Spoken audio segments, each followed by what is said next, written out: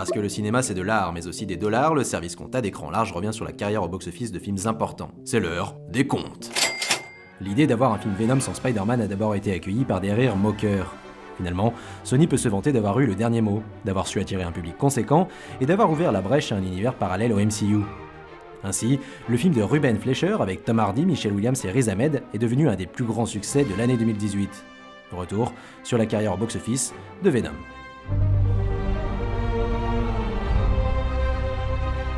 Venom a officiellement coûté dans les 100 millions de dollars, 116 millions pour être précis selon Deadline. C'est nettement moins que les 175 millions de Spider-Man Homecoming et encore plus que les 250 millions de Spider-Man 3 où Venom apparaissait.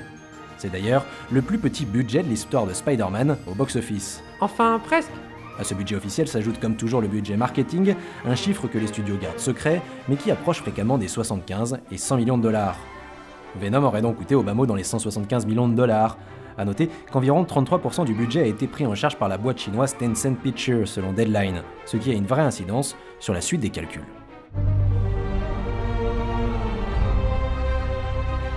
« 855,8 millions de dollars récoltés dans le monde, c'est le 6e plus gros succès de l'année 2018 à l'international, derrière les poids lourds Avengers Infinity War, Black Panther, Jurassic World Fallen Kingdom, Les Indestructibles 2, mais aussi Aquaman. Dans la galaxie Spider-Man au cinéma, c'est un très bon score. Seuls Spider-Man 3 et Spider-Man Homecoming ont fait mieux que lui. Mais bien sûr, il est évident que l'inflation ferait de la trilogie de Sam Raimi des succès énormes face à Venom en 2018.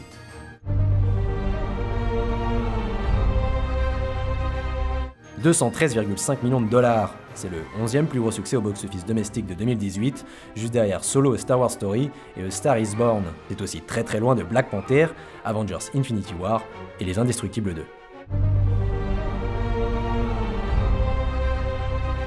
642,2 millions de dollars récoltés dans le monde. Venom a surtout attiré en Russie, en Corée du Sud, au Royaume-Uni et au Mexique. Mais comme bien souvent, Venom peut remercier la Chine, où il a engrangé 272 millions de dollars.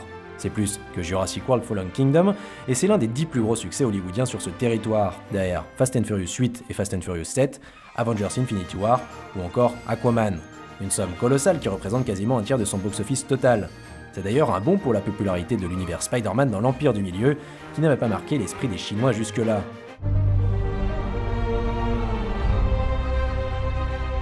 2,2 millions d'entrées.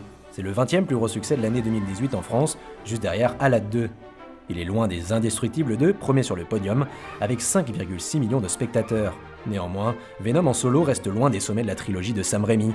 6,4 millions d'entrées pour Spider-Man, 5,3 pour Spider-Man 2 et 6,3 pour Spider-Man 3. Venom fait d'ailleurs moins que les Amazing Spider-Man et Spider-Man Homecoming.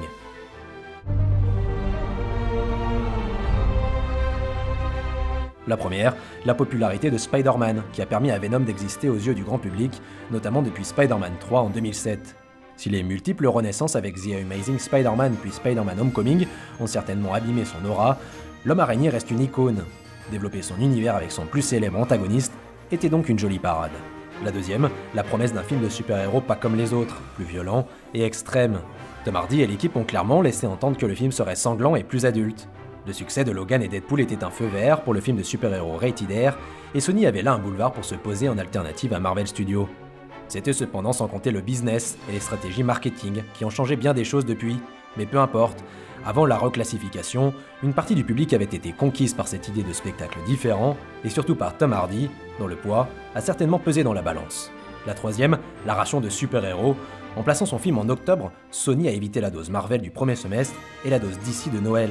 Venom était le seul super-héros à ce moment et a donc pu attirer un public féru de comics et fan du genre, malgré une critique très négative.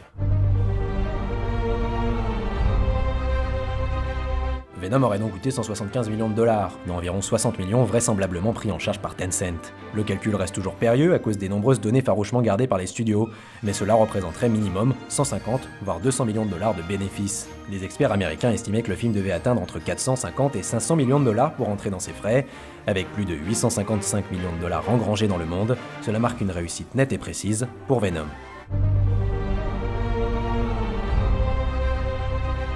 Tout d'abord, et c'est une évidence, Venom 2. Avec de tels chiffres, Sony doit se frotter les mains et le créneau d'octobre 2020 d'évoluer à une suite Sony Marvel sans titre, et sans nul doute pour le retour de Tom Hardy. Mais au-delà de son succès, c'est la stratégie de Sony et l'avenir de Spider-Man dans le cadre de l'accord avec Marvel Studios qui est en jeu. Alors que Sony a prêté Spider-Man à Marvel pour 5 films, dont 2 solos, le studio pourrait bien ne pas prolonger le contrat après la sortie de Spider-Man Far From Home et récupérer l'Homme Araignée. Sa sortie en juillet prochain marquera donc un tournant. Sony et Marvel Studios vont-ils prolonger les festivités, ou Spider-Man va-t-il rentrer chez lui, piégé par le succès de son ennemi éternel Venom? Affaire à suivre.